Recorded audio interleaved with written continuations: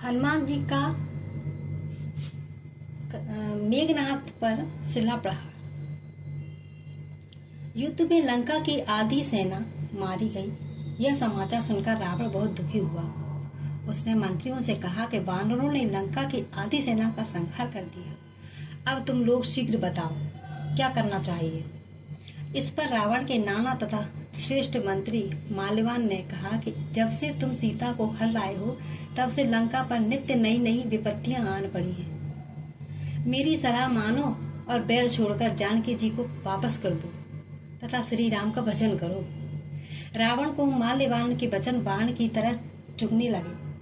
उसने कहा कि अरे भागे, यहाँ से अति शीघ्र अपना मुंह काला करके निकल तो जा, नहीं तो तुझे अभी मार डालूंगा।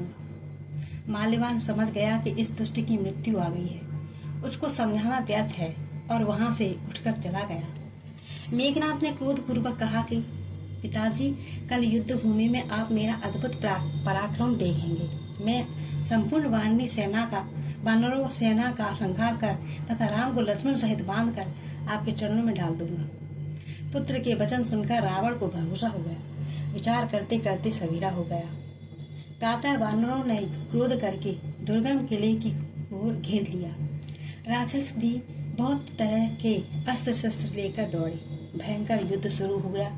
विकट वानर योद्धा भिड़ते घायल होते जाते, उनके शरीर जर्जर होते जाते, फिर भी हिम्मत नहीं हारते। वे बड़े बड़े पहाड़ों को किले पर फेंकते थे। राक्षस जहां जहां दबकर मर जाते थे। जब मेघनाथ ने सुना कि वानरों ने आकर फिर किले को घेर लिया है, तब वह वीर किले के बाहर निकला और डंका बजाकर मदमस्त काल की तरह वानरों की सेना की तरफ चला। उसके द्वारा छूटे हुए बाणों के समूह पंख वाले सर्पों की तरह दौड़कर वानर योद्धाओं को खाने लगे। उस समय कोई भी उसके सामने दिखाई नहीं पड़ता था। बलवान मेघनाथ सिंह के समान युद्ध भूमि में गरजने लगा। समस्त लोगों में प्रसिद्ध कौशलाधीश राम, लक्ष्मण, सुग्रीव, अंगद, हनुमान कहाँ हैं? भ्राता द्रोही विभीषण कहाँ हैं? आज मैं सबको अपने काल सदृश बाणों द्वारा अभी यमलोक पहुंचा दूंगा।